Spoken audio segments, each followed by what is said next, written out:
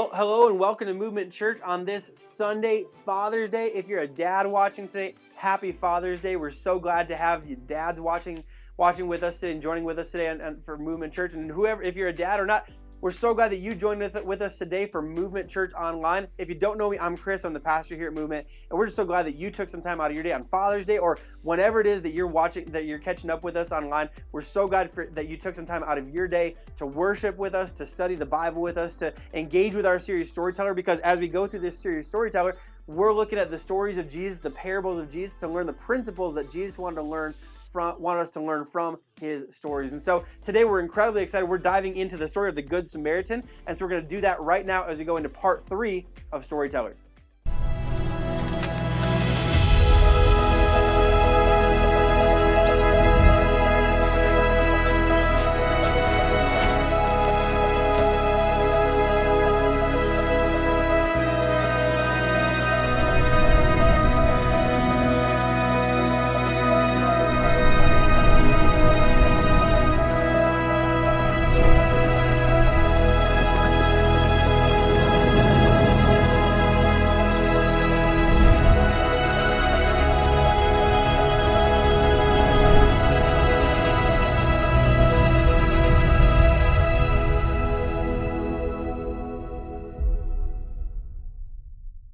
Well, here's a fun question. Have you ever walked down a road that you knew was dangerous? Like, I think at points along our lives, most of us have walked down some road that was dangerous, and many of us have had the experience where we knew that a particular road was dangerous before we chose to walk down it. I had one of those moments 9 years ago on a mission trip. It's almost right exactly 9 years ago right now. It was my last mission trip as a youth pastor, and we went to Los Angeles where we would spend a week working with the LA Dream Center. It was an amazing trip, serving really impoverished communities with food distributions and whatever other ways that we could. We spent a week there helping whatever we could do. It was a really eye-opening trip to see the size of the need and the scale of that ministry operation out there. Just a phenomenal ministry. But then on the last ministry day of the trip for the week, the Dream Center staff, every week, they lead the teams, the volunteer teams, down to an area known as Skid Row. Now, Skid Row is not on anyone else's tourist destination. It's the homelessness capital of Los Angeles,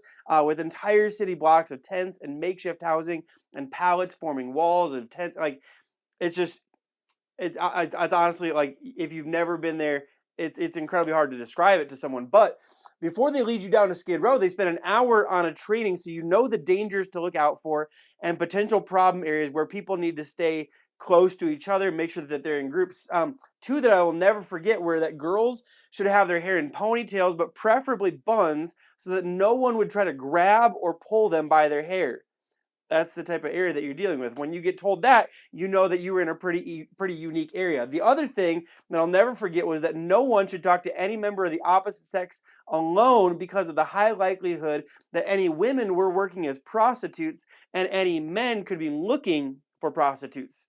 Again, we're not in Kansas anymore, Toto. This is a really unique area. So let me tell you why I will never forget those two parts of the training. About a half hour into our time on Skid Row, passing out bags of food, one of the girls from my youth group bent down to ask a lady sitting on the ground if she would like a bag of food, and asked if she could pray for her. Now, the lady mumbled something, and this girl leaned down to get closer to hear what the lady was saying. And unfortunately, this girl had chosen ponytail, not bun, and the lady grabbed her hair and pulled this 17-year-old girl down to where she ended up hands and knees on the ground, with a few of us adults having to wrestle her away from the grip of this lady, the grip that this lady had on her hair. It was terrible. It was traumatic. So for the rest of the time that we were there, I made sure that she was okay, and I made sure that she stayed close to me, so I was close just in case anything else happened, just in case that trauma, bubbled up in some other way. I made sure that she was close to me. That's how I responded when one of my kids wasn't careful enough and ended up with something bad happening to them. I made sure, like, hey, you're with me now. You're with me. Like I was about 25 feet away with a different group. You're in my group now. Like, I got you. We're good. Are you okay? Are you okay? Are you okay? That's how I responded when one of my kids had that happen. And then one of the guys on the trip from a different church ended up peeled off from the group, and I quickly noticed that he was talking by himself to a woman. And when I say a woman, it was very clear to everyone else on the trip that this woman was a prostitute. Definitely a prostitute. I called him and I said, hey, you got to get moving. You got to keep moving with the rest of the team. He said, hold on, I'll be right there. Now, when you're the leader of the trip, when you're the adult on the trip, and a 17-year-old guy says, hey, never mind, I'm doing my own thing, you kind of go like, interesting. So anyway, she laughed and stroked his arm, and he kept talking. And I said a little bit louder, hey, you need to come with us. And he yelled back, hey, hold your horses. I'll catch up when I'm done. And then she laughed and touched his shoulder again. At that point, I saw two police officers at the other end of the street, and I booked it over to that young man, and I grabbed him by the arm, and I said, hey, we're leaving. And he attempted to fight me off and told me that I wasn't even his pastor and I needed to cool down. And then I stopped and I turned to him and I said, hey, I could cool down, but then you'd have to talk to those cops about why you're down here trying to pick up a prostitute. And he argued she wasn't a prostitute, wasn't she? And I said, do you notice how quickly she left when I said cops? Like I said, you want to go back and have another conversation? You want to find her and see how long it takes the police to get you? And he quickly walked away from me to catch up with the rest of the group. I was so mad at that young guy. I was so mad at that young guy. And at the same time, I had such compassion for the girl from our group. Okay, both of them had ignored parts of the training, and weren't paying attention to the parts of the training, ended up in a very dangerous area in very dangerous situations, and because they didn't take the training seriously, both of them ended up in potentially, life-altering situations. Even though both the experiences were ultimately the result of not paying attention to the training, like I got so mad at the young man, and I was so compassionate for the young girl. Why so mad at the boy, and why so compassionate for the girl? Because the girl was from my group. She was from my group. Now, for the last few weeks, we've been in our series Storyteller, studying the stories and parables of Jesus, because Jesus was not just a storyteller, Jesus was the storyteller. He taught using so many stories that we know as parables, and his parables reveal principles. This is why we know his stories, because his parables were not just stories for the sake of telling stories. Jesus' parables reveal principles, that when Jesus told stories, he wasn't just talking, he was teaching. He was teaching us timeless principles about how God works, how God relates to us, how God expects us to relate to him, and how God expects us to live toward him and toward others across the course of life. And now, in today's parable, what we're going to get to, the reason I shared the story at the beginning is today's story, Jesus addresses the tension that I felt, and I think the tension that we all feel sometimes regarding the word help. Matter of fact, wherever you are right now, would you either type it in the chat or would you say it out loud with me on the count of three? Ready? 1, 2, 3, help. Yeah, it's the same tension that I felt on that mission trip. Some people I'm totally willing to help, and other people I feel no obligation to help. Some people I'm happy to help, and some people I'm mad at them for the fact that they required me to get involved. Like some people I'm happy to help, other people I actually resent for the fact that they want or they need help. And anybody, like, do you know what I'm talking about? Have you ever had that feeling that some people are deserving of our help and some people aren't deserving of our help? That some people I feel compassion toward and others I feel none. Some people you see needing help and we think, well, what, like, they ended up in a completely unavoidable situation, while other people we see and think, well, they should have known better than to get themselves in that type of predicament. Do you know what I'm talking about?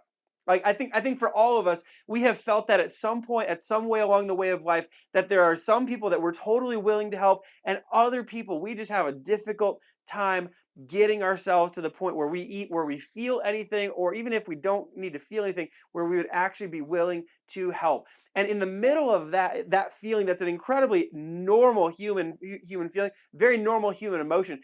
Jesus actually had a question that was asked to him that dealt with this very question, and Jesus had an incredible answer. So in Luke chapter 10, what we get is that Jesus has been teaching, Jesus is engaged in public ministry, Jesus has been teaching to crowds, and then in Luke chapter 10, verse 25, we're told this, then an expert in the law stood up to test him, saying, Teacher, what must I do to inherit eternal life? And Jesus said, well, what is written in the law? Jesus asked him, how do you read it?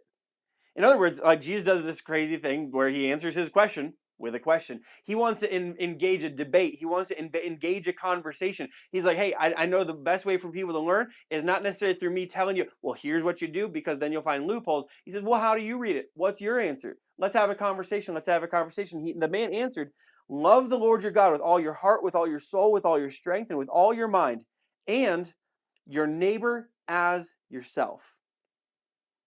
Interesting. You've answered correctly, he told him. Do this and you will live. And Jesus said, he's answered correctly because he actually just gave me my own words back to me. But wanting to this is verse 29, but wanting to justify himself, he asked Jesus, and who is my neighbor? And who is my neighbor? Now there's that phrase again that we've heard before in this series. Wanting to justify himself. He is wanting to make sure that he's doing what's right. This man, while listening to Jesus, while believing in Jesus, still believed that there was a way that he could be right, that he could be justified by his own actions.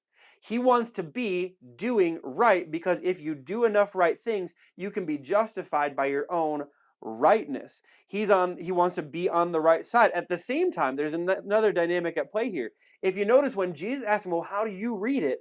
The man responds with Jesus' very own words that he had used other times he had been asked, what's the most important commandment? That this man answers like he has been paying attention to Jesus. He has been focused on Jesus. He's been listening to Jesus. He's being shaped by Jesus' words and Jesus' teaching.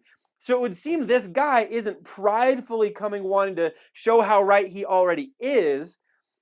He seems to be genuinely working towards and seeking to do what's right in Jesus' sight. Which is why I think Jesus doesn't get into the Pharisee and tax collector, type of story that he did a few weeks ago. He's like, okay, well, if you want to know who's your neighbor, if you really want to know how to be right in my sight, here's what it looks like. And so he says in verse 30, he says this, Jesus took up the question and said, a man was going down from Jerusalem to Jericho and fell into the hands of robbers. They stripped him, beat him up, and fled, leaving him half dead. Jesus takes this moment, he places this story, this fictional story, in a very real world setting. The road from Jerusalem to Jericho was an 18-mile road, and on that road you descended in elevation by over a half a mile. You start high, you go down, and over the course of 18 miles you descend in elevation by over a half a mile. So at 18 miles, you change elevation by over 2,500 feet. That's significant. In New Mexico terms, that's kind of like the road between Alamogordo and Cloudcroft. You start in Cloudcroft and you head down to Alamogordo, about the same distance and about the same change in elevation. It's a tricky road just for that reason. I mean, it's windy. There's curves.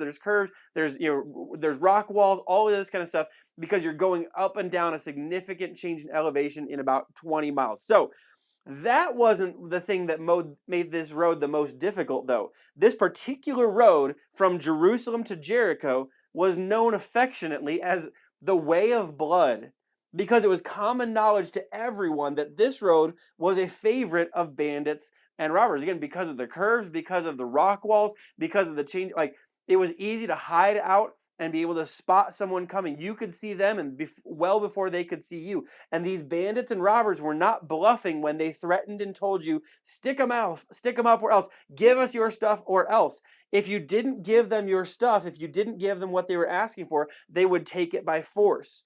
So Jesus places this story in a very real world setting that everyone would have had an opinion about.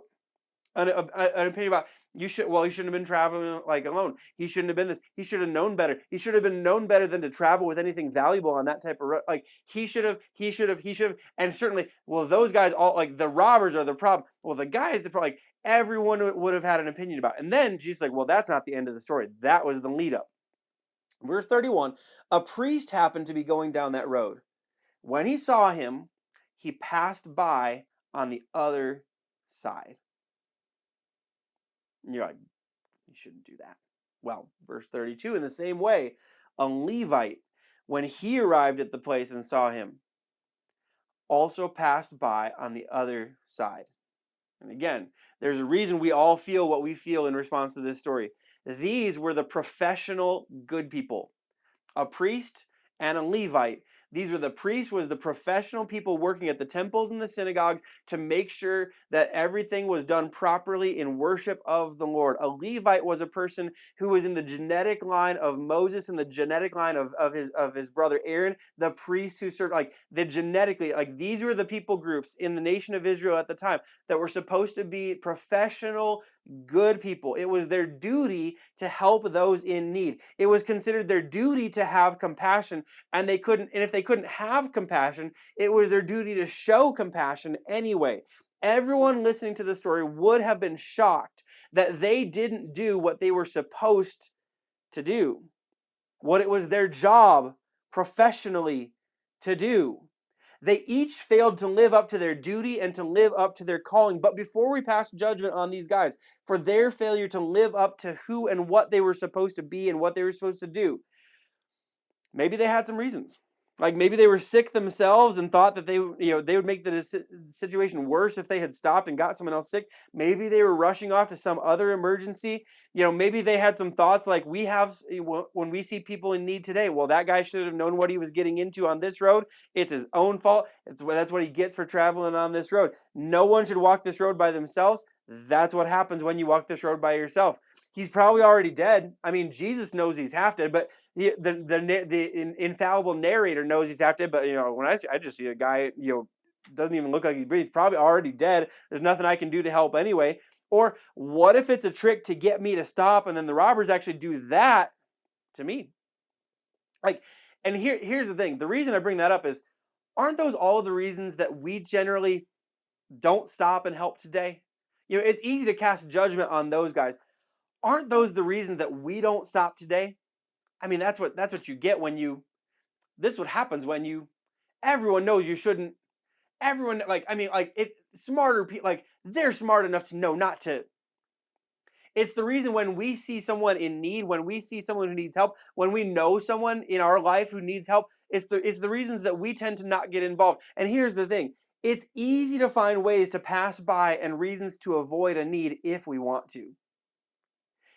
There are always going to be reasons. There will always be things that we can point to and go, well, they should have known better. They should have paid more attention to if they wanted my help, they should have paid attention to my schedule. If they shouldn't have made that type of investment. The reason they're in the problem, it's so easy to find ways to pass by the person in need. It's so easy to find reasons to avoid helping meet a need if we don't want to help meet a need. Some people actually call these excuses. Interestingly, it's easy to be the priest. It's easy to be the Levite who find reasons not to help. And then Jesus said this, but a Samaritan.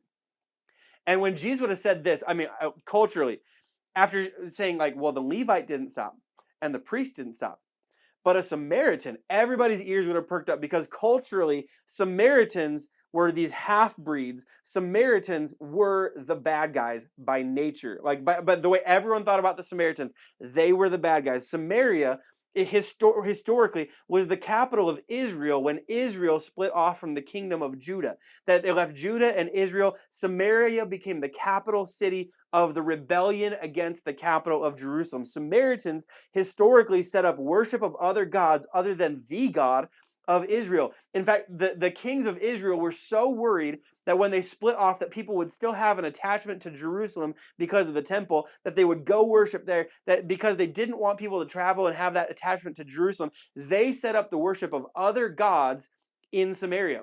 This was the area. Samaritans, and on top of that, after Israel fell, after Samaria fell, after the nation was attacked by the Babylonians and the Assyrians, Samaritans were people that when they were exiled, while the Jews in exile stayed among themselves, married among themselves, had families among themselves, stayed a pure Jewish race, the Israelites, the people of Samaria, they were people that while they were in exile, they married the people from the nations that they were in exile to.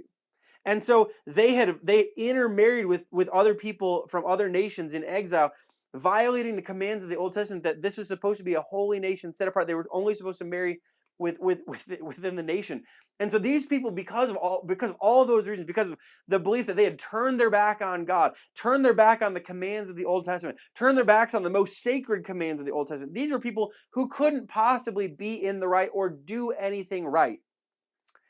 And Jesus says, but a Samaritan on his journey came up to him, and when he saw the man, he had compassion. He went over to him and bandaged his wounds, pouring on olive oil and wine. Then he put him on his own animal, brought him to an inn, and took care of him. The next day, he took out 2 denarii, gave them to an innkeeper, and said, take care of him. When I come back, I'll reimburse you for whatever extra you spend. Here's what's so interesting. The Samaritan, again, we look at this story and we know everything we know about the priest and about the Levite, and we know what we know is usually true about Samaritans. And the Samaritan, while the priest and the Levite, find reasons to sidestep and move around, and when they get to where they're going, act like they didn't even see what they saw. The Samaritan gets off his animal and he chooses to engage in 3 ways to help the need that this man has. He gives of his physical resources, he gives of his physical strength, and he gives of his personal time. Like these are things that I think on some level today, most of us, we're trying to avoid giving in these ways. He gives of his physical resources. He gives of olive oil, which means he had olive oil with him, and he gave of his olive oil. He gives of his wine. He was traveling with wine. He used his wine to treat the wounds of this man. He gave of his money. Like he uses his stuff and his money for the good of someone else. Like the things that we want to hold, like, oh, well, this is mine. This is my, like, I'll go to the store and get something, but this is his stuff. He's traveling with olive oil and wine and money for his trip, for whatever it is that he's going to Jericho for. And he sees the man. He's like, well, that's someone in need. I've got what they need. I'll pour olive oil, I'll pour wine, and I'll use my money for the good of this man. He uses his physical strength. Like it says, he lifted the man onto his own animal. Like the older I get, and I'm turning 41 this summer, the older I get, the more willing I am to throw money at something instead of using my own physicality. Like I don't know if you've ever reached that point in life where like I'm still willing to be physical and to like help someone move, whatever that might look like. I'm still willing to get involved physically, but the older I get, the less likely I am to want to get physically involved, and the more likely I am to like, well, can I just give some money to something? Like, can I pay for something? But this man chooses to use his physical resources and to use his physical strength. And then when he's done doing it, on top of all that, he uses his own personal time. He gives of his personal time. He got personally involved. He didn't just stop.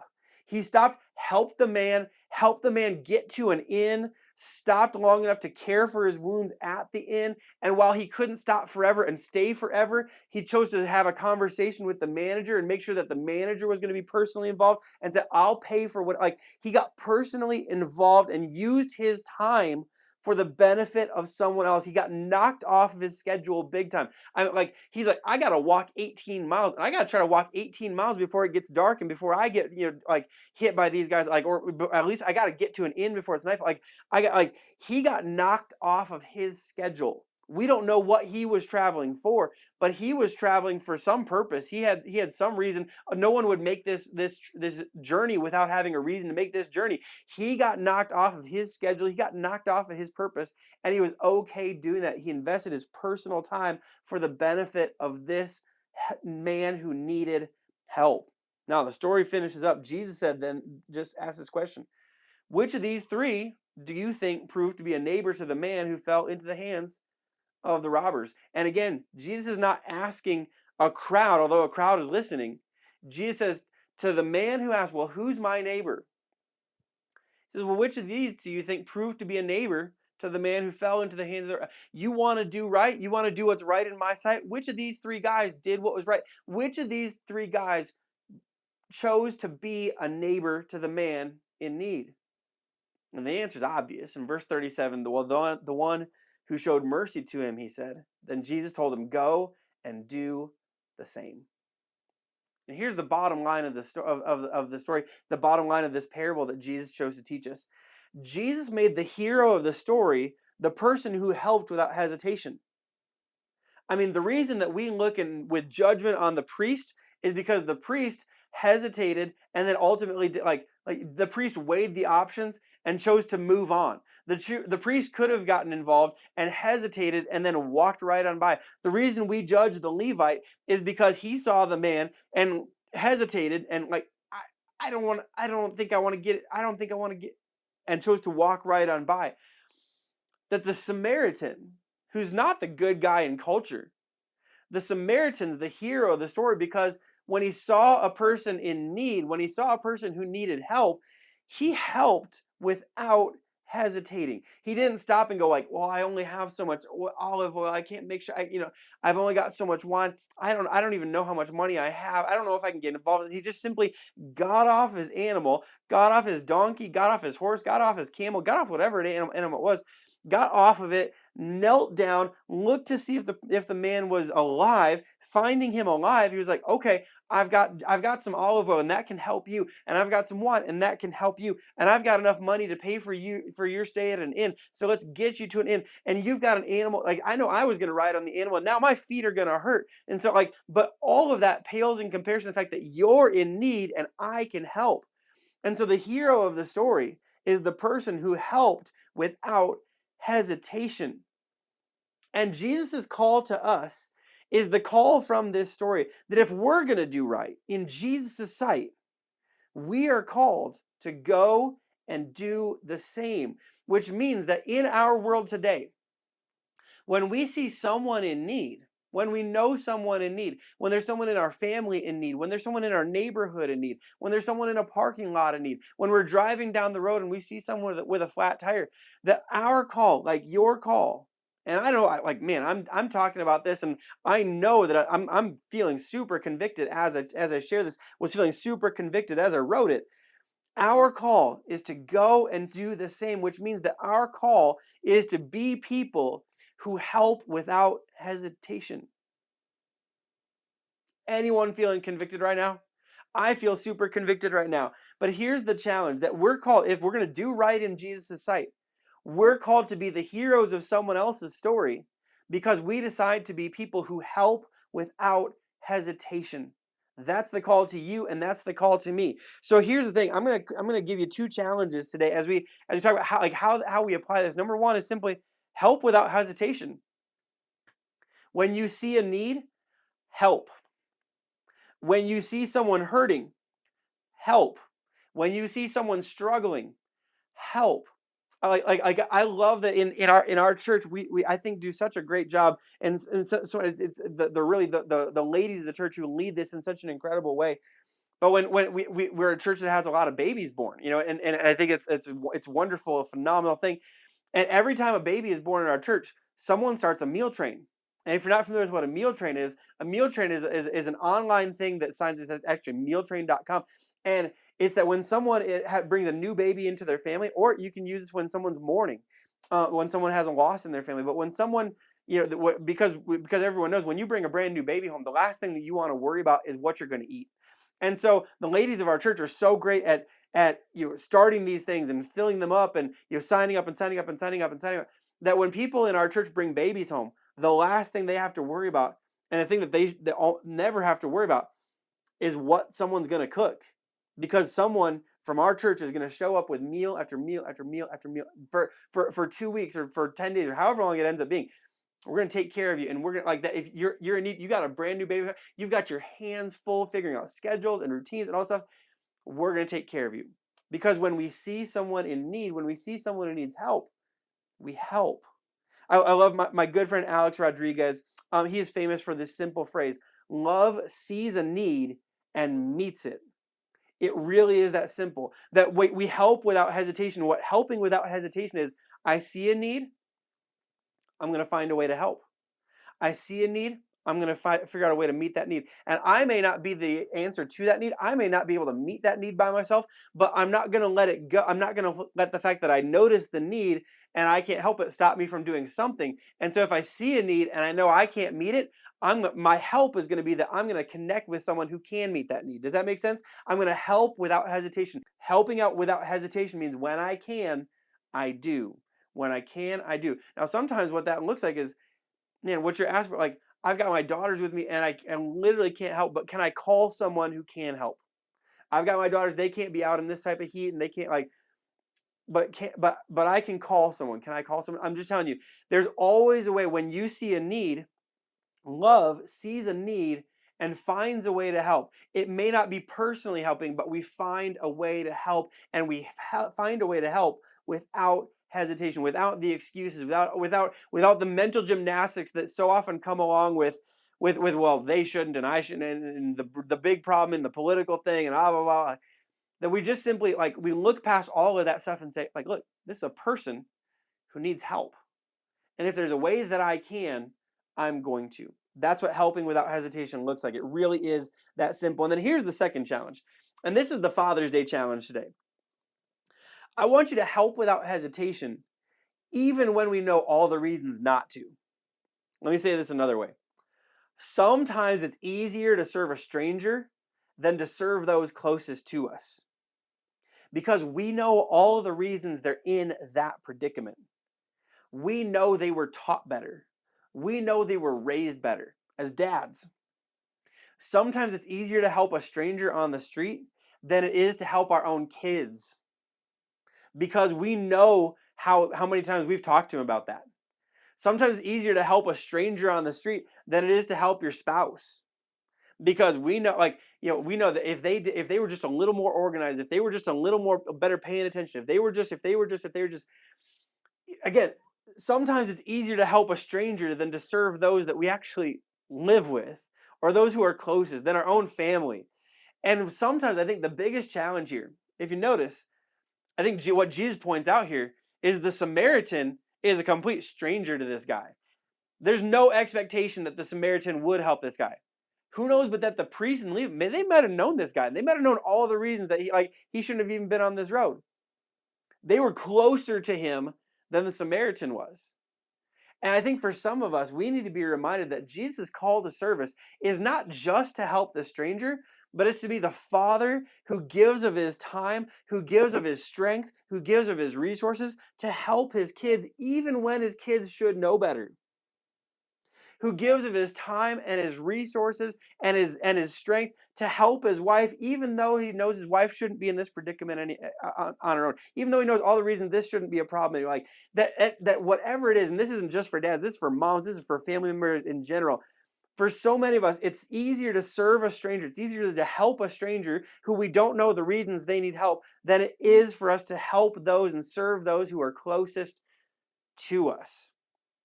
And Jesus' simple command and Jesus' simple teaching is simply this. You help without hesitation. If you can, you help. If you can help, you help. If there's a way you can help, you help. Even if you know all the reasons they should know better. Even if you know all the reasons they shouldn't be in this predicament. Even if you know all the reasons that they were taught better, that you personally raised them better. Even if you know all of that, you help without hesitation. And there's a lot of different ways to help. I mean, when it's your kids and you're trying to actually help them learn lessons. I mean, like, again, there's sometimes where you actually physically shouldn't help by solving the problem for them, but you help by leading them to this, helping them figure out the solution themselves, because maybe that's how they're going to learn. There's a lot of different ways we help, but I'm just telling you, in the ways where you don't know them and you might not be all that involved, if there's a way that you see a need and you can help, you help. And if there's a way you see a need and you can help, but man, you feel like I don't know because they should know better, and you've already helped them 17 times, and you've already, and they should know, and you know all the reasons that you shouldn't help. You help some way, because that's what it looks like to be a neighbor. And sometimes being a father is being a neighbor, and sometimes being a mom is being a neighbor, and sometimes being a grown adult child to your adult parents is being a neighbor. That's our call. That Jesus calls us to simply, when you see a need, you help without hesitation. And here's the thing. The potential of this is huge. Whether it's as moms, as dads, as adult children of aging adult parents, if it's strangers on the street, if it's people in our neighborhood, if it's someone on your kids' soccer team, that family needs some help. At the end of the potential of this is huge, because I think at times the world looks at Christians today and thinks of us the way that we think of the priest and the Levite in the story. They know that we're the ones, because of our religion, because of our faith, that we are supposed to lead with compassion and mercy and service. And far too often, we lead the way with judgment and criticism and inaction because of our judgment and criticism. But if we get this right, maybe, just maybe, we could change the narrative just a little bit. And when we help without hesitation, we get the opportunity to show the goodness of God through the goodness of us, to see the mercy of God through the mercy of God's people, to see the generosity of our God by our willingness to be generous towards those in need. See, when we let this flow from us, when we help without hesitation, we become the conduit and the display of God's goodness. We become the neighbors who show people around us the ultimate Father in heaven, who helps without hesitation, who hears our need and answers our prayers, who knows our needs before we even ask, and delivers answers and delivers goodness and blessing that's undeserved. And so what if we made the decision that we're going to simply be Good Samaritans? That we're going to be the people who stop passing by and passing on the other side. But we're going to be people. We're going to be men and women. We're going to be kids. We're going to be teenagers. We're going to be college students. We're going to be moms and dads. We're going to be people who help without hesitation. That's what Jesus calls us to do. That's who Jesus calls us to be. So that's what we're going to do, because that is what the storyteller has asked us and told us and commanded us to do. Let's live out the commands of the storyteller. Let's make sure that we're going to be people who help without hesitation. And as we do it, we get to be the displays of God's goodness to a world that needs to know there's a good God. Let me pray for you. Heavenly Father, thank you so much for your goodness. Thank you for your love, your mercy. Thank you for these words of Jesus, this parable of Jesus that tells us and shows us in such clear terms what it is that you expect of us. God, that you expect us to help without hesitation. And so, God, I pray that for all of us, God, there's a million different ways and there's a million different opportunities we have every single day to help in some way. And so, God, I simply pray that you'd help us to be people who help without hesitation. God, and today I pray that you'd give us wisdom to know what that means for every single one of us. God, there's ways that are wise to help and there's ways that aren't wise to help. Help us to be people who know with your wisdom how to help and ways that we're supposed to engage when we see people in need. And God, I pray that you'd give us wisdom to know how to help. And God, I pray that you'd give us the backbone and the endurance and the courage to actually do what we know to be wise, to help without hesitation in the ways that you've called us to do. And God, help us to not give up because we feel to not feel satisfied and pat ourselves in the back because we did it one time. But God, help us to be people who make this the routine of our lives. God, that we would help without hesitation. And we'll do it today and tomorrow and the next day and the next day. And God, help us to help without hesitation when it's a stranger in need. Help us to help without hesitation when it's someone that we know all the reasons they're in need that they shouldn't be in need anymore. God, when it's our own kids and they've been told 100 times, help us to be willing to show them what they haven't been able to learn through us telling them. God, when it's a way for us to help someone within our own family or within our own community, someone that we love and care for, and we know all the reasons they're in the predicament that they shouldn't be in the predicament anymore, help us to help without hesitation. Because we want to show your goodness. We want to show your love. We want to show your mercy. We want to show your grace. We want to show your compassion. So help us to be those things to the world around us and to those who are closest to us. And God, as we do that, would you help that people would see your goodness and your glory and your love as they see us? We pray this all in Jesus' name. Amen.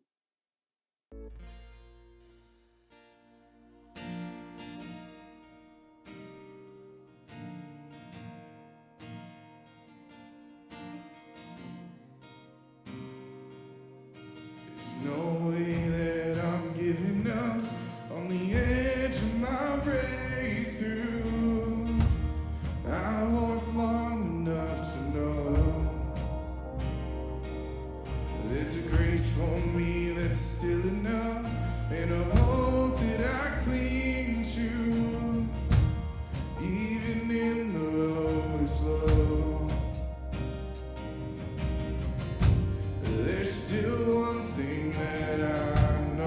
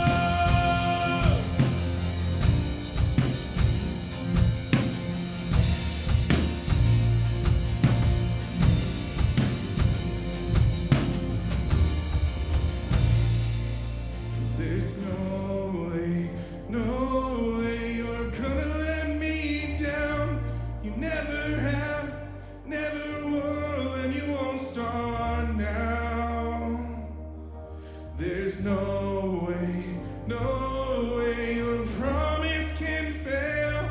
Never has, never once, and it never will. It never has, never once, and it never will.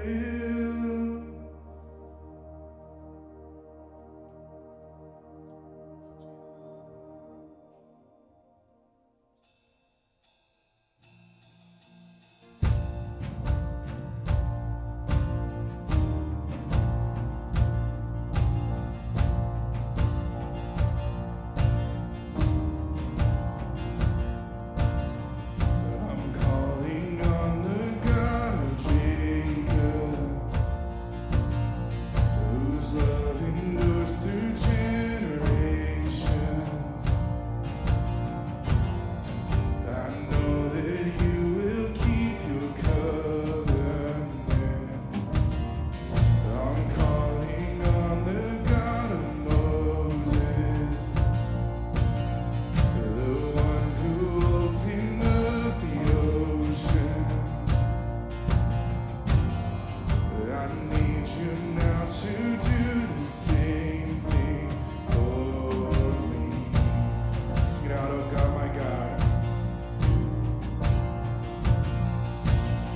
So God, my God, I need you. Oh God, my God, I need you now. How I need you now. Oh rock of ages, I'm standing on your faithfulness. On your faithfulness.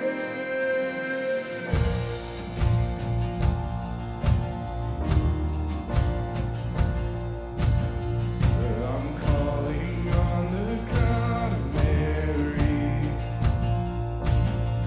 whose favor rests upon the lowly.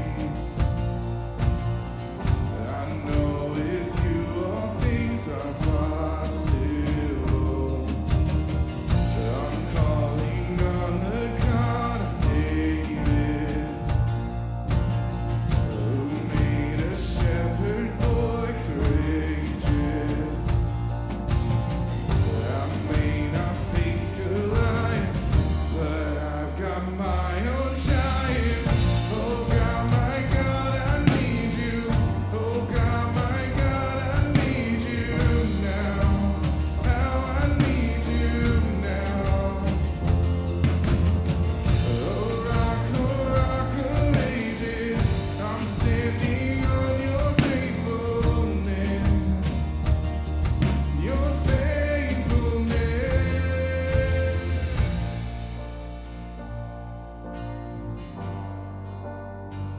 Sing this out to a God who loves you. You heard your children then, you'll hear him now. 'Cause you heard your children then, you hear your hearts right now. You are the same. Sing it out, you're the same. You are the same God. You answered prayers back then, and you will answer now. You are the same God. You are the same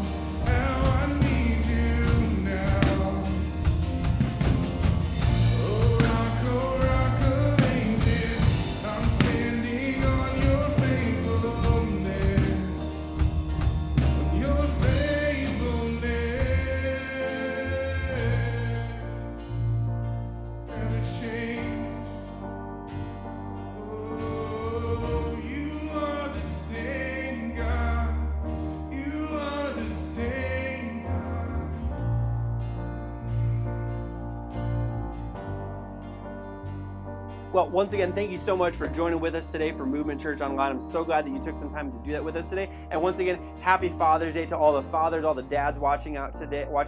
We're so glad that you joined with us today, and hopefully today is a great day for you. And hopefully, if you're watching sometime later in the week, hopefully Father's Day was a great day for you. But today we've got a few things we want to let you know as we close out the service today. Well, just a few ways that you can engage with us as a church beyond this weekend experience online. First of all, we want you to know the ways that you can give.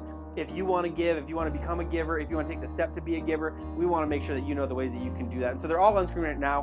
Whether you want to give online through our website, whether you want to give with our Cash App, or whether you want to send a cash or check offering to our P.O. Box. However and whenever you give, we really do want to say thank you so much for your generosity. Thank you for being a giver. Thank you for being a generous person. Thank you for continuing to believe in the mission and vision of Movement Church and financially investing in what God is doing in and through our church. So much ministry and so much missions work happens because of your generosity. It's amazing to see, and it couldn't happen without you. So thank you so much for your generosity. And then we also want to let you know, if you have a need today, if there's a way we can help, we want to help, and we want to help without hesitation. So if there's a way we can help you right now, if there's a way that you have a need and we could be there for you, that we could pastor you, that we could be a part of meeting your need, that we can pray for you, we would love to know so we can be the church for you in your time of need. So please reach out by phone, by Facebook, or by email, and we would love to be the church that helps without hesitation for you in your time of need. And that's all we've got for you today. Once again, happy Father's Day. Hope you have a great day. Hope you have a great week, and we'll look forward to seeing you next Sunday for Movement Church online or in person. We'll see you then, and have a great week and keep being the movement.